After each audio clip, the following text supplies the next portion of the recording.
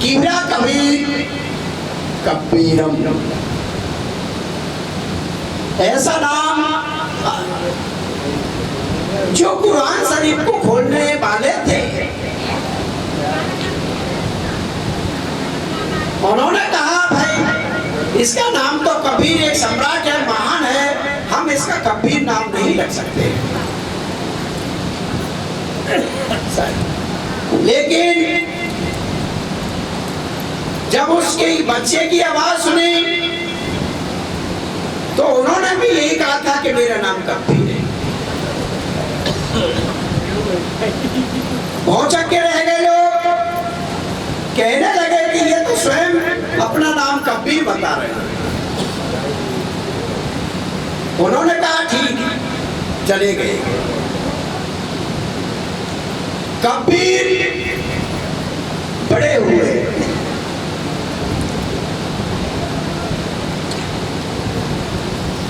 उपदेश की बातें करते रहे।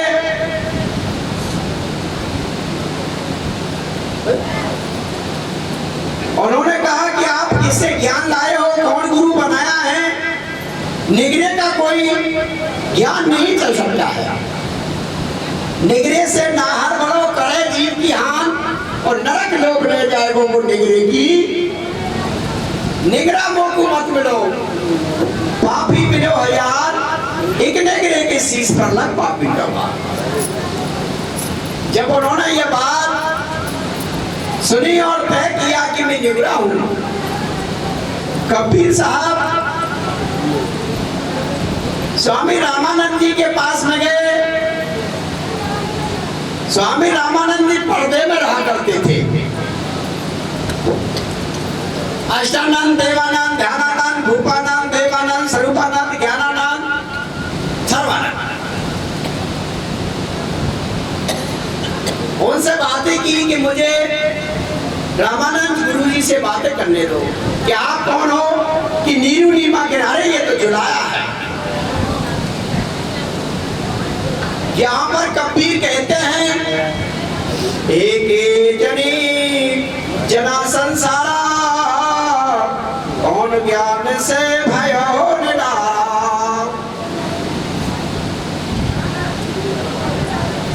माता को रक्त, पिता को बिंदु, ना तू तुर्क ना तू हिंदू। मानव की, भैया इसकी आवाज भारी है, मेरी आवाज को खींच रहा है। पॉइंट ऑफ नॉइस आवाज को थोड़ी इसको माइंड करो। श्रीमान जी चाय के साथ में जरा जिसकी हल्की भी। मानव की कोई जाति नहीं होती है, जाति पशु और पक्षियों की हो। कोई गाय है, कोई बैल है, कोई घोड़ा है, कोई गधा है, कोई खच्चर है, कोई कुछ है। मनुष्य की कोई जाति नहीं है। मनुष्य की जो जाति विखंडन में बांटता है वो मनुष्य नहीं है, वो मानव से पृथक है।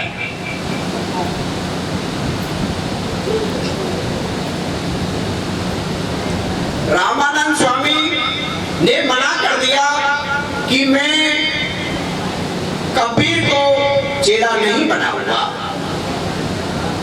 सदगुरु कबीर ने युक्ति सोची कि ये 4 बजे गंगा घाट पर स्नान करने के लिए जाते हैं। कमंडल लेकर के रामानंद स्वामी लंगोटी लेकर के गए तो सदगुरु कबीर साहब छोटा सा रूप धारण करते हुए और तालाब की सीढ़ी पर ले गए। उन्होंने कहा कि ओहो, कोई माता बहन इस छोटे शिशु को छोड़ गई है। अच्छा भाई स्नान करने के लिए गई है। रामानंद स्वामी ने उनको उठाया, श्री राम जपो, कष्ट मिटेगा, रो मत, कान में फूंक लगाई।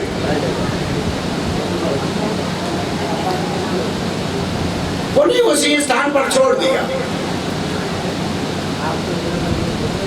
कबीर वहां से आ गए। रामानंद जी स्नान किए, फिर दूसरे दिन उपदेश देने लगे। फिर ब्राह्मणों ने विद्वानों ने, ज्ञानियों ने पकड़ लिया कि आप बिगड़ गुरु के उपदेश नहीं दे सकते हैं, आपका गुरु कौन है। उन्होंने स्पष्ट कर दिया कि मेरा गुरु का वो रामानंद है, कि साक्ष्य प्रमाण कराइए। उन्होंने फिर कहा कि गुरुजी आपका नाम ले रहे हैं कबीर, कि भला मैंने तो सपने में भी नहीं उनको ज्ञान दिया। कबीर झूठ बोलते हैं। तब वो आए, उनसे बात की कि कबीर मैंने आपको कब उपदेश दिए। उन्होंने कहा कि गंगा घाट पर 4 बजे ब्रह्म मुहूर्त में आप स्नान करने के लिए गए, आपने राम का नाम मुझे मंत्र दिया, कान में फूंक दी कि वह तो एक छोटा सा बालक था, आप ऐसे कैसे। सदगुरु कबीर उस स्वरूप में आए, जान लिया कि ये ही है। इस लौकिक मृत्यु लोक के लिए स्वामी रामानंद ने रामानंद को अपना गुरु चयन किया। रामानंद पत्थरों को पूजा करते थे, देवी देवताओं की पूजा करते थे। एक बार अमावस्या आई, स्वामी रामानंद ने कहा कि मेरे भाई जितने भी साधु संत है मेरे यहाँ, आप भोजन की तैयारी करें, आज ठाकुर जी का भोग लगाना है। कोई आटा लाएगा, कोई चावल लाएगा, कोई लकड़ी लाएगा, कोई आसन में चौका लगाएगा, कोई साफ सफाई करेगा, कोई ठाकुर जी को स्नान कराएगा। कबीर साहब का जो ड्यूटी लगाई गई वो दूध लाने को लगाई थी। कबीर साहब ने कहा कि मुझे क्या ड्यूटी है कि दूध लाने के लिए, कि क्या करना है कि ठाकुर जी का भोग लगाना है। कबीर साहब ने जाना कि ठाकुर जी निर्जीव है, एक तत्व है, खनिज है, एक पत्थर है। एक मरी गाय के पास में कबीर साहब जाकर के और बैठ गए। स्तन जो थन होते हैं उनके पास बाल्टी को रख दिया और कबीर साहब घास फूस को खोस करके गाय माता के पास में, कंकाल के पास में रख दिया। जब उन्होंने चावल बना लिए, पूड़ी बना ली, साफ सफाई कर दी, सभी लोग कहने लगे कि कबीर दूध लेके नहीं आए, ऐसा क्या कारण है, क्या दूध मिला नहीं, जाकर के देखे। ऐसे महात्मा कोई गए, देखा तो कबीर साहब गाय के, मरी गाय कंकाल के पास में बैठे थे। उन्होंने अचंभा जान करके देख करके वो गुरुजी के पास में आए। उन्होंने कहा कि गुरुजी, कबीर ने तो कुछ अचंभा सा चर्चा रखा है। बोल क्या है? कि वो मरी गाय के पास में बैठे। चलो तो मेरी खड़ा बुलाओ। वो जा करके गए। ये क्या कर रहे हो कबीर? कि अगर ये गाय दूध दे देगी तो तुम्हारे ठाकुर जी भोजन कर देंगे, और ये दूध नहीं देगी तो वो कभी ठाकुर जी भोजन नहीं कर सकते। कि ये मरी गाय है, ये कभी दूध नहीं दे सकती है, तो ये दूध नहीं दे सकती है तो उसके अंदर भी चेतन स्वरूप नहीं है, वो कभी भी आपका भोजन कभी भी नहीं कर सकती।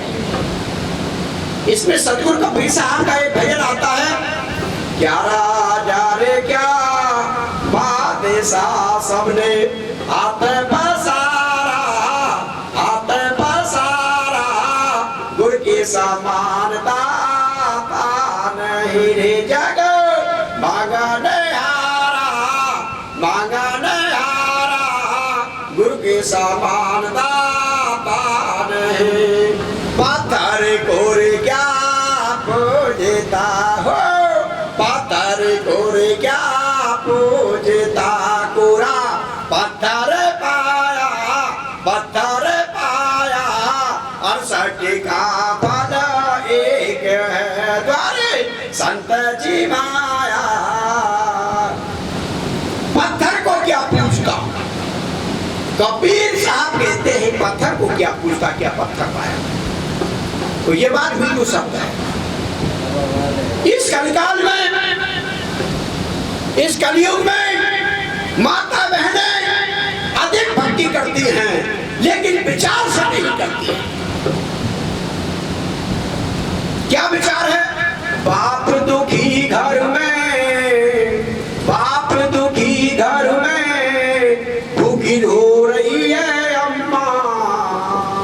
अम्मा कह रही है भैया एक रोटी करवा दे। लाला या बहू लेके कहाँ जा रहे हो?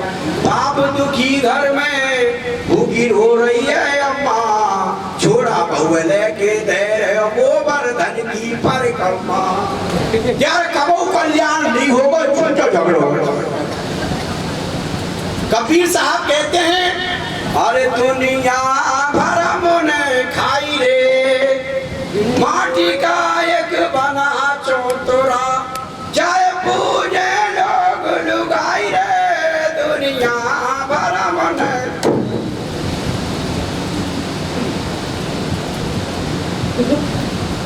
समझने की कोशिश करो। मंदिर के अंदर हनुमान देवी देवताओं की प्रतिमा रहा करती है। कबीर साहब ने स्वयं कह दिया मंदिर छोड़ मस्जिद को छोड़ो तो नहीं कुछ मजाका है, दिल मत छोड़ो यार किसी का ये अगर खास है। क्योंकि लड़कियां भयवश अज्ञानवश ईश्वर मानने के जबरदस्ती से थोपने के वास्ते कच्चा दूध ले जा करके देवताओं पर चढ़ाती है, फल चढ़ाती है, मेवा मिष्ठान इत्यादि चढ़ाती है। स्वान जो कुत्ता आता है पहले हल्ला करता है, फिर टांग उठा करके मूतता है, फिर भोजन को कर जाता है। जब वो स्वयं अपनी रक्षा नहीं कर सकता तो तुम्हारी रक्षा कमाऊ नहीं। अगर उस सामग्री को अपने पति को खिलाएं, अपनी सास ससुर को खिलाएं, अपनी माता पिता को खिलाएं, जो चेतन से हमको जो ज्ञान मिलेगा वह पत्थर से। यह देवता है। भारत के अंदर देवी और देवताओं की बड़ी नींव लगा दी गई है। देवता का अर्थ समझिए, जो देकर के बात बताता है उसे देवता कहते हैं। देवता 3 अक्षरों से बनता है और 3 ही देवता है। सबसे पहले माता देवता, वह 9 महीने बॉडी को रखती है। पिता देवता और गुरु देवता, इनके बराबर और बाकी की कोई देवता नहीं है।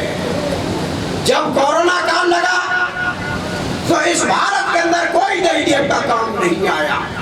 सारा संसार झूठ के मूल में पड़ा हुआ है। हनुमान मनुष्य मान का हनन करके सिद्धांत और मर्यादा को माने तो हनुमान है। पत्थर पर चोला लगा दिया, सिंदूर लगा दिया, दीपक जला दिया और अहंकार अभिमान करता रहा, झगड़ा करता है तो वो कबू हनुमान नहीं बन सकता है। जो मनुष्य मान का हनन कर लेता है वही हनुमान बनता है, वैसे कोई नहीं बन सकता। कबीर क्यों आए थे? क्या कारण था? इस भारत के अंदर सत्य को कहने वाली सत्ता नहीं थी।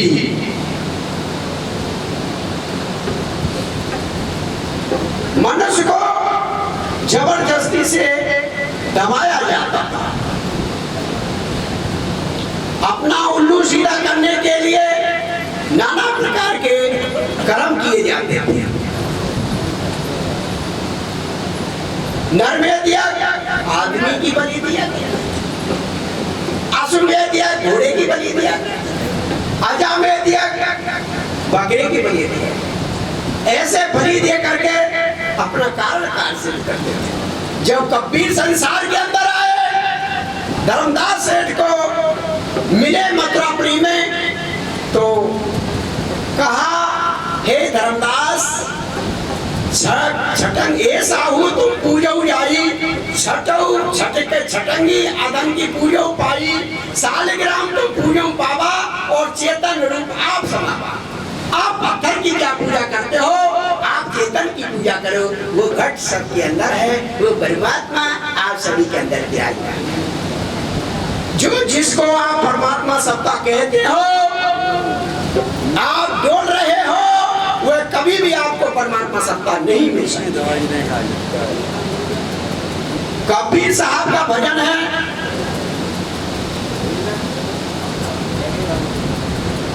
अब हम अवगत से चले आए। अब माने समय गति माने चाल को देख करके चल करके आए हैं। अब हम अवगत से चले आए, मेरा मर्म भेद नहीं पाए। मैं किस लिए आया हूँ, जाति बाद में के लिए आया हूँ। संसार को जो दीपक बुझ चुका है उसको जलाने के वास्ते आया हूँ। संसार का दीपक क्या जलाया है, राम रमैया एक है नाम धराया दो, ऐसी आंखों मोतिया बिंद है तीखे न दर्शन हो। तेरा राम तेरे अंदर है, वो कहता है अल्लाहू अकबर, अकबर अल्लाह तेरे अंदर है, लेकिन तू बाहर घुसता है। तो हमको सतगुरु कबीर साहब का दर्शन मथुरापुरी में हुआ। धर्मदास साहब को बांधवगढ़ में जाकर के उन्होंने 7 पीढ़ी यज्ञ किया।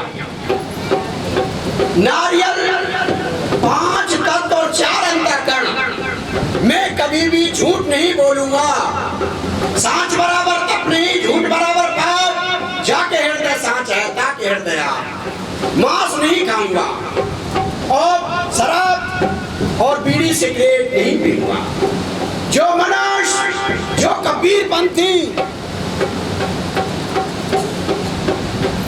कबीर काया को कहते हैं, पथ रास्ते को कहते हैं। जो कबीर पंथ के रास्ते पर चलते हैं वो बहन और भाई, साधु या सन्यासी, बीड़ी सिगरेट जितने भी मादक पदार्थ हैं उनका सेवन नहीं करें।